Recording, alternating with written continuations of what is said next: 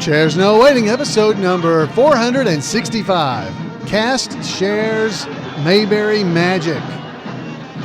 Two Chairs No Waiting is brought to you each week by the fine folks over at WeaversDepartmentStore.com. Drop by over at Weavers. There's all kinds of cool things there. Hadn't talked about them in a while, but some books. The Andy Griffith Show book by Ken Beck and Jim Clark. A must-have for all Mayberry fans. The Definitive Guide. It's Definitive Andy Griffith Show References, the name of it. Definitely something you'd want to have. If you want to look up trivia and stuff, that's a great place to do it. And if you're not into those kind of things, head over and check out The Way Back to Mayberry. It's based on the Bible study for the Andy Griffith Show. You can get all these things over at WeaversDepartmentStore.com. Two Chairs is also brought to you by donations from folks just like you. Head over to Patreon.com/2chairs and support the show. Support me. Hello, I'm Alan Newsom, your host, who's begging for money right off the bat. No. I'm not begging for money. I'm kidding. If you'd like to donate, it's awesome. But if you can't, hey, I'm just glad you're here. It's always fun to spend time in Mayberry with you. This week, we're going to have some fun. We've got a report that came from it's the February 15th, 1992 issue of the Bullet. Now, this was before we actually had the e-Bullet. This is the Bullet.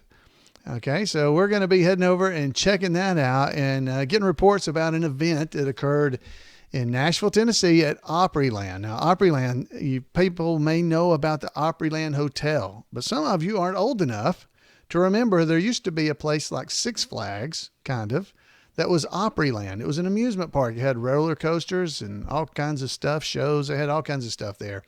Well, that's where this Mayberry Cast Reunion was held, was at Opryland. And I was able to go. I was actually there. So Jim Clark, the presiding goober over at the Andy Griffith Show Rio and Watchers Club, wrote a report. That's right. He wrote a report about this amazing event. And that's what we're going to head into and listen to, or not listen to, me read to you. So if you don't like reading, you can, you'll just have to suffer through it. I just don't have any other thing for you. And stick around, because when we get there, we're going to be going, after that, we're going to be hearing from Randy Turner for This Week in Mayberry History. And this week, it's about Burt Mustin. So definitely worth taking a read there, okay? All right, so let's see if I can get some background music. There we go. I'm going to turn it way down because that's really cheerful. But folks, that's from the VW Boys. The VW Boys, awesome. One of the VW Boys, Tim White, is going with us on the Mayberry Cruise in 2018. He hadn't been able to go with us for the last couple of years, so this is awesome to have him back with us. So check out the Mayberry Cruise. Go with us. I know you're going to enjoy it, but this is the VW Boys. Folks, let's head and check this out. The Mayberry, this is called Cast Shares Mayberry Magic. All right.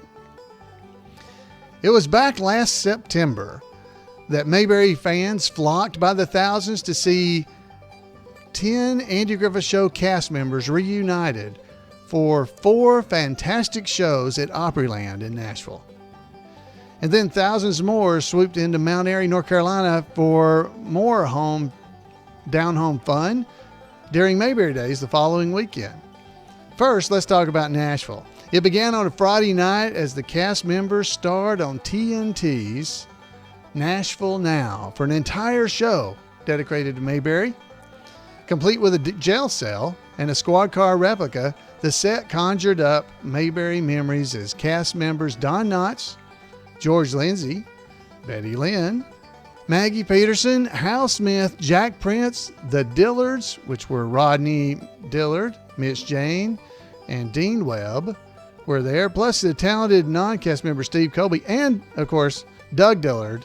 They all performed and reminisced about Mayberry with host Ralph Emery and guest performer Tom T. Hall. After the fun at Nashville Now, the cast members headed next door to the Grand Ole Opry, where an appreciative audience cheered as they were welcomed by Opry member Porter Wagner. The next day, the cast had a quick rehearsal at Opryland's new amphitheater, and then lunch, and then a press conference before the first show. An overflow crowd, electric with anticipation, was on hand for the historic gathering. It would be the first time the cast members performed in character in Mayberry skits in front of a live audience, and the first time Don Knotts had appeared live in a public cast member reunion. But first, a few jars of Aunt Bee's homemade pickles had to be given away to the people who had traveled the farthest to get to the show. By the way, England took the top prize this time. A winner was presented a jar and serenaded with Flow Sweetly Sweet Afton. Let me say that. Flow Gently Sweet Afton.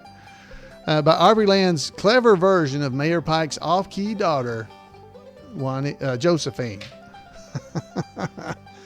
It wasn't Juanita, it was Josephine. After thanking sponsors American Airlines and Park Suites and Chevrolet, along with the Andy Griffith Show Real Watchers Club, Opryland host Phil Stegner, who produced and directed and helped write much of the show, he joined George Lindsey on stage as the curtain was raised to wild applause.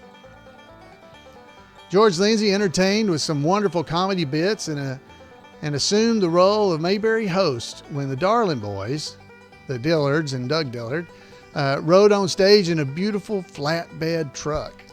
Everybody got off the truck and proceeded to play and sing old Mayberry favorites like Dooley and Ebo Walker and Doug's Tune. Then Maggie Peterson skipped in slick as a whistle and joined the boys for Salty Dog and that one that makes everybody cry, There's a Time. The audience also joined in for enthusiastic sing-along of Somebody Touched Me. After that, it was everybody back on the truck, and they were off down the holler.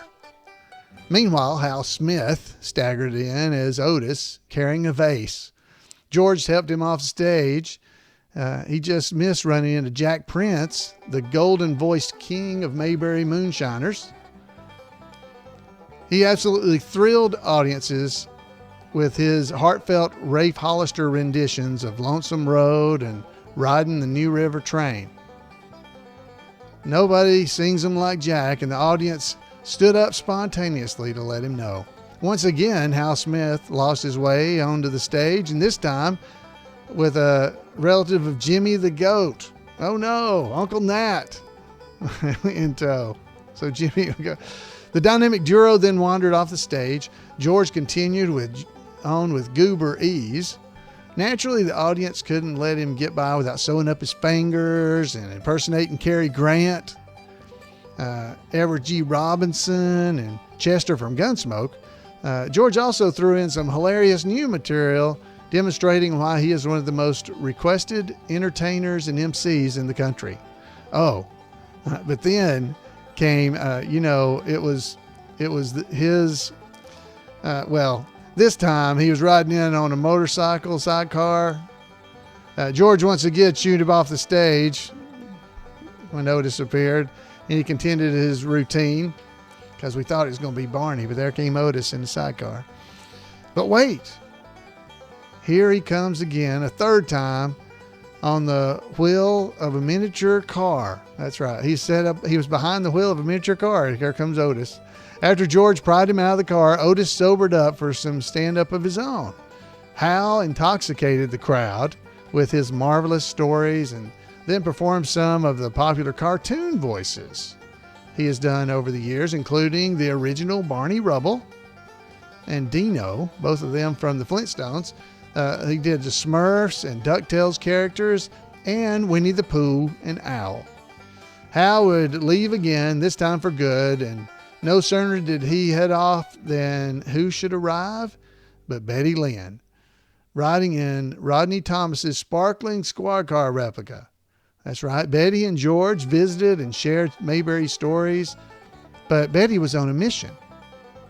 Thelma Lou couldn't find Barney. He was supposed to be at choir practice, and George suggested trying down at the courthouse, so off she went in the squad car as the audience cheered. As the strands of good old 14A faded into the background. Barney music came up. Dun, dun, dun, dun, dun, dun, dun, dun. Can't you just hear it?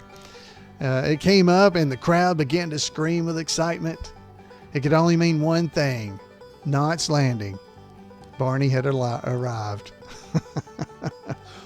The applause thundered into an immediate standing ovation as Don Knotts, decked out in his deputy uniform, patrolled the stage like a rugged lawman he will always be. "My body's a weapon," he stated, matter-of-factly, sniffing the air with confidence. The audience roared its approval. Of course, if Barn ever needed a little backup, he always has his old persuader handy. Yep. And as you might expect, when old Roscoe did go off accidentally in 3 of the Opryland shows, adding to the hilarity, the gun Mayberry did not go off accidentally in the first show. Now, of course, that's Barney. They were trying to make it go off and it didn't. Don then treated the crowd to a pantomime of a baseball pitcher that he used to do for Ron Howard on the Andy Griffith Show set. It was a brilliant piece of comedy that had the audience spellbound with every pitch. Don left the mound to adoring applause, and George Lindsey came out to wrap up the show. He introduced the cast again as a backdrop with the words "My Hometown" was lowered for the audience behind the cast, and they began to sing the song "My Hometown" together. Questions and answers from the audience followed, and then the artist Ann Matson presented each of the cast members with a specially commissioned print of her drawing of the commemorative weekend with the cast. It was an artwork that she had done. It was an amazing piece of work. It's an amazing piece of work. I've never seen a person work so well with their hands. The cast members caught their breath and then were ushered over to the Opryland Festival grounds, where thousands of fans were nibbling away at Aunt Bee's picnic and preparing to meet the Mayberry Stars. What it was football field length lines devoted to Andy Griffith Show watchers, meandering across the grounds and patiently hoping for the opportunity to say hello and perhaps get an autograph. The picnic also turned out to be a great place for Andy Griffith Show Reenactors Club members from all across the country to meet and share favorite Mayberry stories. All the cast greeted as many people as possible and signed as many autographs as they could until it was time for them to head back to the amphitheater, preparing for their next spectacular show. Likewise, they would please the crowd with 2 shows and a picnic again on Sunday.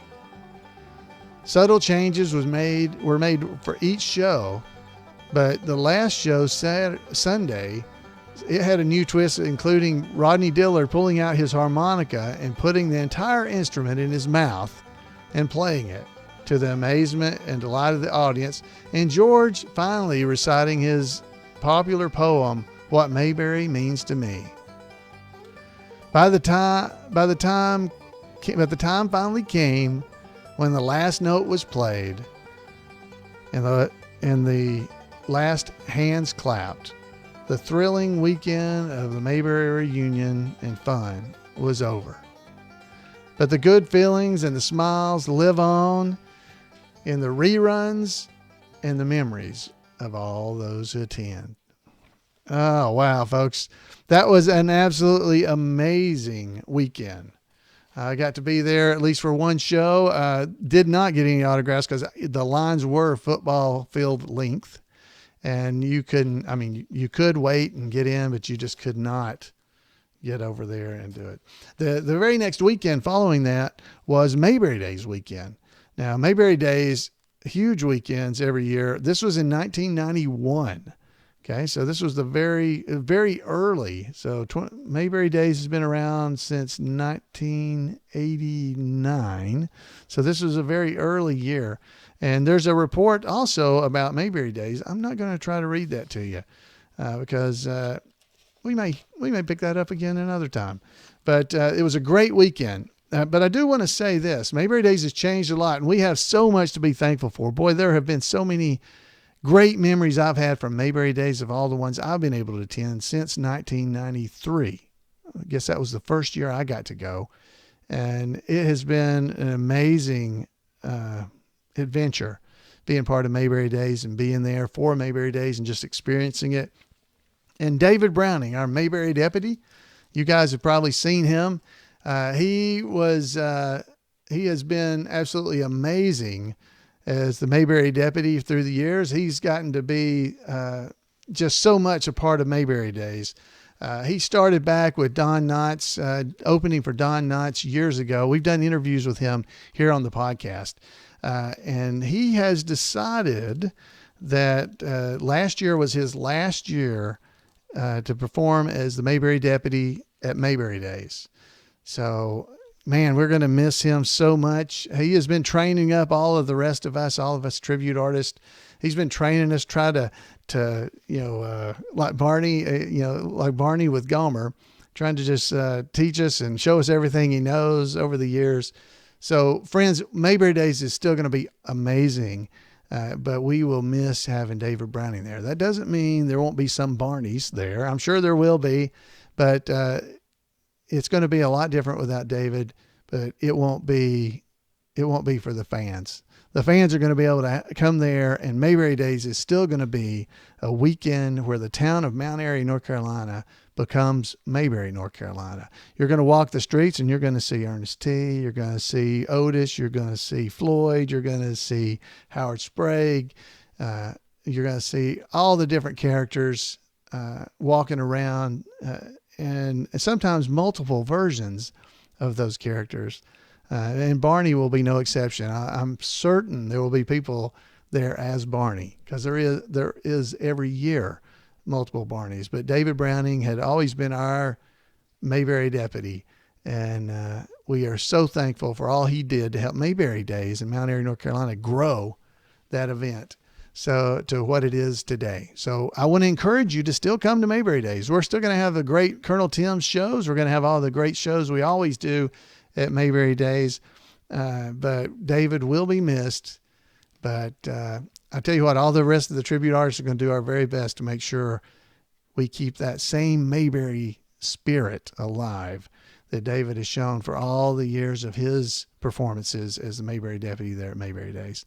So it's a sad thing that David won't be there, but David will still be doing shows. He's going to be doing some inside stuff. He's basically just decided, he's got grandkids. He's got stuff he wants to do other than be out in the hot and the weather all the time. So he's kind of cut back on doing Mayberry festivals, so outdoor festivals.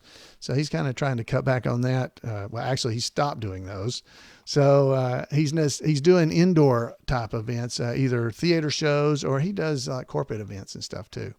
So anyway, that was his decision. It wasn't anything that Mount Airy did to make him mad. So if you've heard any rumors, let's nip those in the bud and stop them. All right. So folks, I hope you enjoyed that report from Nashville and just that little bit of update about Mayberry Days and our amazing friend, David Browning. All right. So now we have from Randy Turner, we have an amazing report about Burt Mustin. So I'm going to let that go ahead and take it away. So Randy, take it away. There we go. Welcome to This Week in Mayberry History, a report by special correspondent Randy Turner of the Gomer and Goober Pile Comic Book Literary Guild of the Mayberry Historical Society. Burt Mustin was born in Pittsburgh on February the 8th in 1884. Burt is best known to us as Judd Fletcher. While Burt was not the oldest actor to appear in Mayberry, he holds the distinction of being the oldest actor to play a recurring character. In his final series appearance, he was 82 and a half years old. Burt originally worked as an engineer, but in 1916 began working as a car salesman, selling cars made by the Oakland Motor Car Company. So named because it was based in Oakland County, Michigan. The company later changed its name to reflect the town instead of the county in which it was based, that being Pontiac, Michigan. He continued to sell cars for various companies until World War II, when civilian car production was halted. Burt at first acted as an amateur in Pittsburgh stage productions. He also sang with the barbershop quartet in singing competitions. Such a contest is what first brought him to California in 1925, but he had no interest in professional acting at that point. After a full career in sales, Burt retired and moved with his wife to Tucson. He continued to act in amateur productions, just as he had done during his working life in Pittsburgh. When he was performing in a stage production of the play Detective Story, Hollywood film director William Wyler was in the audience. He encouraged Burt to look him up if he was ever interested in acting professionally. Burt later did so, and as a result, made his first professional acting appearance in an uncredited role in the 1951 film version of Detective Story. Burt had become a professional actor at the age of 67. His distinctive look of being bald with a beaked nose and a tall, lanky frame helped make him a familiar and easily recognized figure. Burt went on to have a long second career as a sought-after character actor, appearing in over 200 films and television episodes. He guest starred in many series, including of particular note 2 series that were television versions of productions in which Andy Griffith had been involved. Andy was nominated for a Tony Award for his last Broadway play, Destry Rides Again, which was based on a 1939 Jimmy Stewart classic Western. Burt appeared in an episode of the Western TV series titled simply Destry, based on the same film. Burt also appeared in the TV series No Time for Sergeants, which was based on the best-selling book and hit film, which starred Andy and which also featured Don Knotts. Burt co-starred in a 1971 series, The Funny Side, hosted by Gene Kelly, a series that examined married life by looking at 6 couples and telling their stories through song and dance numbers. He also appeared in many films, including the Don Knotts films The Ghost of Mr. Chicken and The Shakiest Gun in the West. He had recurring roles on many series, some better remembered than others. He played recurring characters in the 1950s in Our Miss Brooks, the TV version of the radio classic The Great Gildersleeve, and Date with the Angels. He's especially fondly remembered as Gus the Fireman in Leave It to Beaver, a role he played 14 times between 1957 and 1962. In the 1960s, he also played recurring characters in Ichabod and Me, The New Phil Silvers Show, The Jack Benny Show, The Beverly Hillbillies, The Lucy Show, Petticoat Junction, and, of course, The Andy Griffith Show. In Mayberry, he was usually Judd Fletcher, but he was also Sam Benson, Mr. Crowley, and an unnamed old man. His last appearance as Judd was fittingly as a member of Mayberry's Barbershop Quartet, as Burt was a member of the Barbershop Harmony Society. He also appeared as Mr. Benson in Mayberry RFD, and when Gomer came back to Mayberry to visit, he was Mr. Ferguson. In the 1970s, he played recurring characters in All in the Family and Phyllis. Burt passed away in 1976, less than 2 weeks before his 93rd birthday. Well, that's it for this week. Thanks for listening, and remember to take Andy's advice and go out there and act like somebody. Thank you, Randy. Make sure you don't miss a weekly edition of this. He posts over at the Gomer and Goober Pile Comic Book Literary Guild. Send an email to turnersgrade@gmail.com. You can check it out over there. So thank you, Randy, for that report. I messed up his intro a little bit. The music didn't get there correctly. So that's a little on my fault. I'll do better, Randy. Thanks for your report. It's always great. Folks, I hope you have enjoyed this. This is a little flashback from 1991 that I gave you. That was a special, or it was from an edition of the e-bullet from February 15th, 1992. So that was nice. So folks, I hope you enjoyed all this. If you did, I'd love to hear from you. If you didn't, I guess I don't really want you to tell me how bad it was. But if you did, no, if If you thought it was terrible, let me know that too. If you did and you enjoyed yourself, I would love to hear from you. You can give me a call at 888-684-8415. You can send me an email at floyd@imayberry.com, or you can just drop by twochairsnowaiting.com, and there's all kinds of ways to get in touch with me there. Folks, I want to thank you, whether you're watching on the YouTube videos or that we do of this show, or if you're just listening to audio. Either way, thank you for your support. If you'd like to support all the stuff I do around Mayberry that includes this podcast, you can head over to patreon.com/2chairs and just donate $1 an episode or something. It'll help support the show, keep it running, and pay for everything. Or just tell people about the show. So, folks, until next week, have a great Mayberry week, and we'll see you right here on Two Chairs.